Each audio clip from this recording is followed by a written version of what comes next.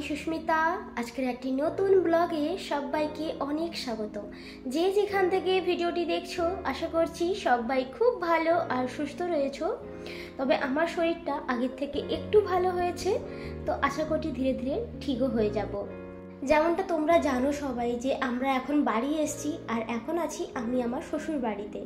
তো কালকেই তো এলাম, আজকে হচ্ছে তার দ্বিতীয় দিন সকালবেলা। আজকে সকালবেলা উঠতে অনেকখানি লেট হয়ে গেছে, কারণ কালকে এসেছি এতটা টায়ার্ড হয়ে গেছিলাম। রাত্রে বেশ ভালো ঘুম হয়েছে, তবে উঠতে উঠতে ওই সকাল 7টা কি 7:30টার মতো হয়ে গেছিল। তবে অনেকক্ষণ আগে মা তো উঠেই পড়েছে, উঠে ঘরে অনেক কাজকর্ম এগিয়েও ফেলেছে। তবে এই যে আমি এখন উঠে আগে ঘরের বিছানাটা তুলে দিচ্ছি, তারপর গিয়ে বাকি কাজকর্মগুলো করব। তবে সত্যি বলতে কি, বাড়িতে এলে আমার কাছে সেই প্রেশারটা থাকে না যে ভোর ভোর ঘুম থেকে উঠে সমস্ত কাজকর্ম করতে হবে। আর যদি আমি কখনো তাড়াতাড়ি ঘুম থেকে উঠেও পড়ি, আমার শাশুড়ি মা আমাকে বলেন এত তাড়াতাড়ি ওঠার কোনো দরকার নেই, তুমি একটু লেট করে উঠতে পারো। যাই হোক, অনেক কিছু বললাম, ওদিকে মা ডাকছে, কিছু তৈরি করে রেখেছে। আসলে সকালবেলা উঠেই তো আমাদের একটা অভ্যেস আছে যে চা খাওয়ার।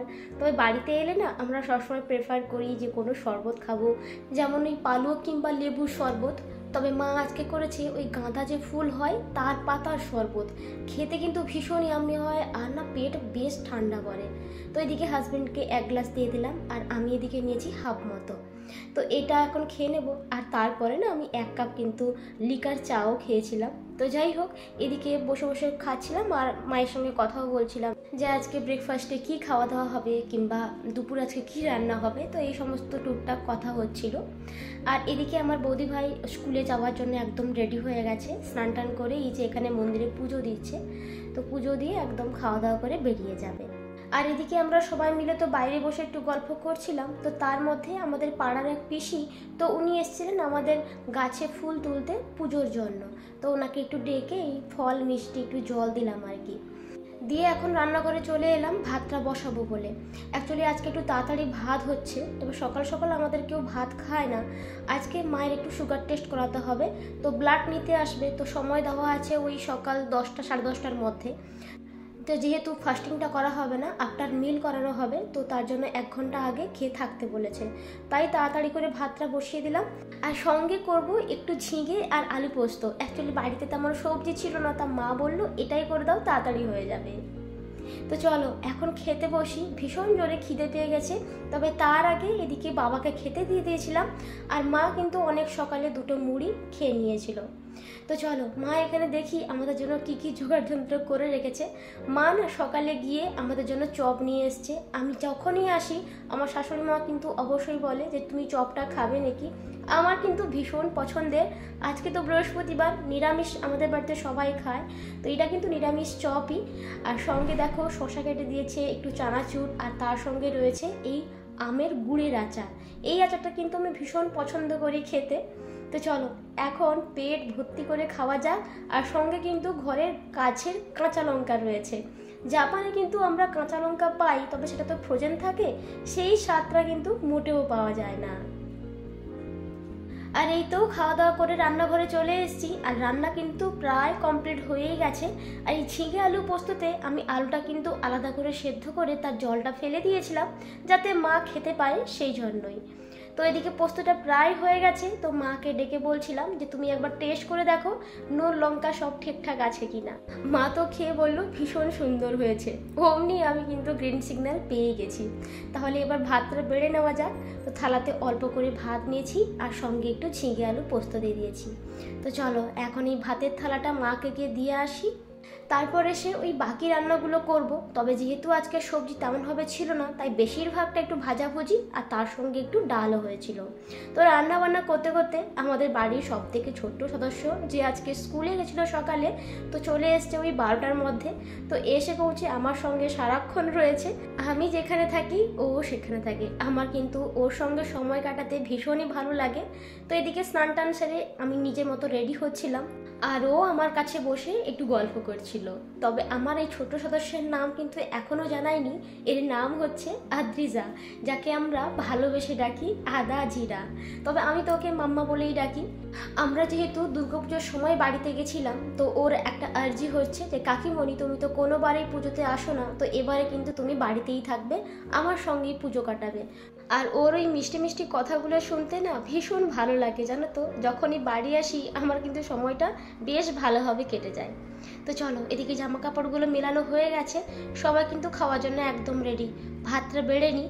তো বললামই না আজকে দুরকম ভাজা, একটু ঝিঙে আলু পোস্ত আর একটা সবজি তরকারি করেছিলাম, সঙ্গে একটু ডাল ছিল। তো চলো এখন সবাই মিলে বসে খাওয়াটা সেরে নেওয়া যাক।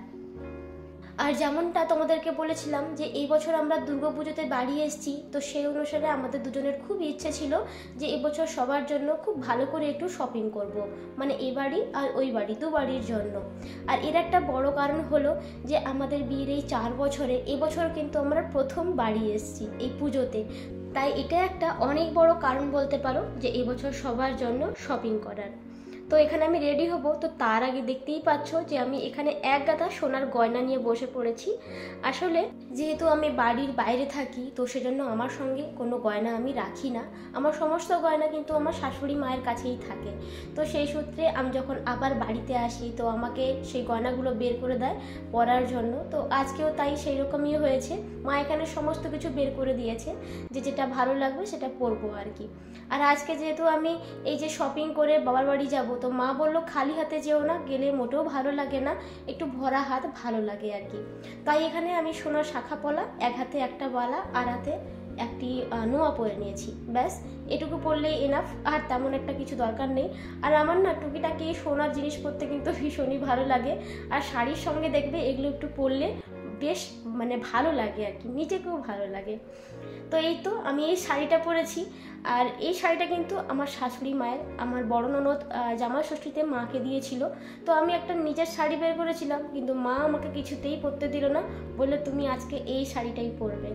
আর সঙ্গে আমাদের এই ছোট্ট সদস্য আদা জিরারও কিন্তু খুব ইচ্ছে ছিল যেন আমি এই শাড়িটাই পরি। আর এই তো আমরা অলরেডি কিন্তু বেরিয়ে পড়েছি, আর গাড়িও কিন্তু ছেড়ে দিয়েছে, মানে টোটোতে করে যাচ্ছি আমরা 3 জনে।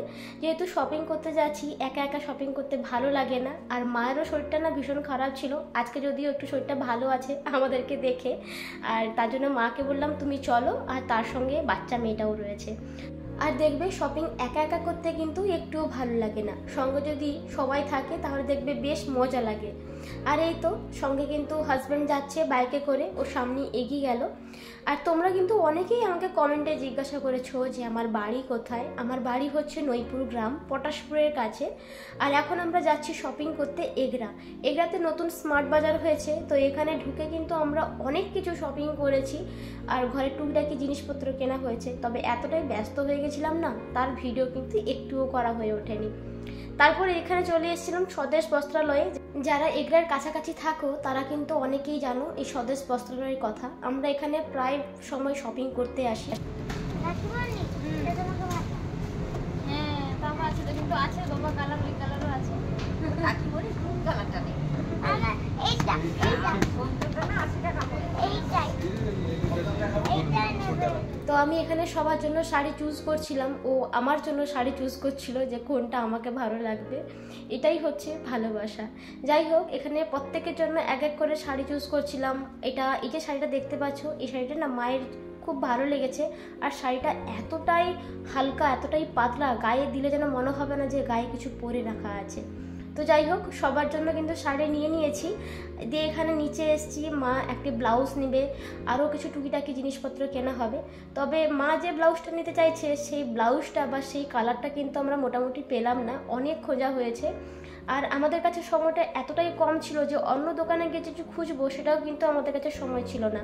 আর এখন কিন্তু প্রায় সন্ধে হয়ে গেছে, পুরো 7:30 মতো বাজতে যায়। আর তার সঙ্গে আমরা কিন্তু মাম্মামের বেশ সুন্দর একটা ড্রেস কিনেছি। আর এতটা শপিং করা হয়ে গেছিলো যে আমরা একটা ডিনার সেটও কিন্তু অফারে পেয়েছিলাম, মানে 40% আমাদের দিতে হচ্ছে, 60% কিন্তু ওরা দিয়েছিল এই যে ডিনার সেটটা। আর সত্যি বলতে আজকে অনেকটাই লেট হয়ে গেছিলো এই শপিং করতে করতে, প্রায় 8টে মতো বেজে গেছিলো। তাই মা রাতাজেরা করে যে টোটোতে করে আমরা এসেছিলাম সেই টোটো করে ঘর চলে গেছে, যেহেতু উনি আমাদের পরিচিতের মধ্যে ছিল, যেন কোনো অসুবিধেই হয়নি। আর আমরা দুজনে বাইকে করে আমার বাপের বাড়ি আসছিলাম। আর জানো তো রাস্তাতে পুরো ঘুটঘুটে অন্ধকার, একটা দুটো লোক ছিল, আর এই ডিম ডিম করে রাস্তা যে আলো জ্বলে স্ট্রিট লাইট সেটাই ছিল। তো ভীষণ ভয় লাগছিল। আমি তো বাবাকে ফোন করে এটাও জিজ্ঞাসা করছিলাম কোনো অসুবিধা নেই তো, সব ঠিকঠাক তো? বাবা বললো কিচ্ছু হবে না, সব ঠিকঠাক, তোরা সাবধানে এগিয়ে আয়। তবে কিছু দূর যেতেই এক দুটো বাইক কিন্তু পাস করছিল, যেটা দেখে আমার কিন্তু একটু হলেও শান্তি হচ্ছিল। তো যাই হোক, এভাবেই কিন্তু এগিয়ে যাচ্ছিলাম। তারপরে একটু ভেতরে ঢুকতেই একটি দেখলাম বেশ সুন্দর প্যান্ডেল হয়েছে গ্রামের ভেতরে, দেখতে কিন্তু ভারী সুন্দর হয়েছে। তো এটাই হচ্ছে আমাদের গ্রামের পরিবেশ। সন্ধে হয়ে গেলে না চারদিকটা একদম নির্জন, নিস্তব্ধতায় একদম ভরে যায়, আর শুধু ওই ঝিঁঝি পোকার ডাক পাওয়া যায়। তো চলো আজকে তাহলে ভিডিওটা আমি এখানেই শেষ করছি। কেমন লাগলো জানিও, আর যদি ভালো লাগে তাহলে প্লিজ প্লিজ একটা লাইক করে দিও, কমেন্ট রেখে যেও, আর হ্যাঁ প্লিজ আমার চ্যানেলটিকে একটু সাবস্ক্রাইব করে দিয়ে আমার পাশে থেকে যেও। Thank you. সবাই খুব ভালো থেকো, সুস্থ থেকো। Bye by.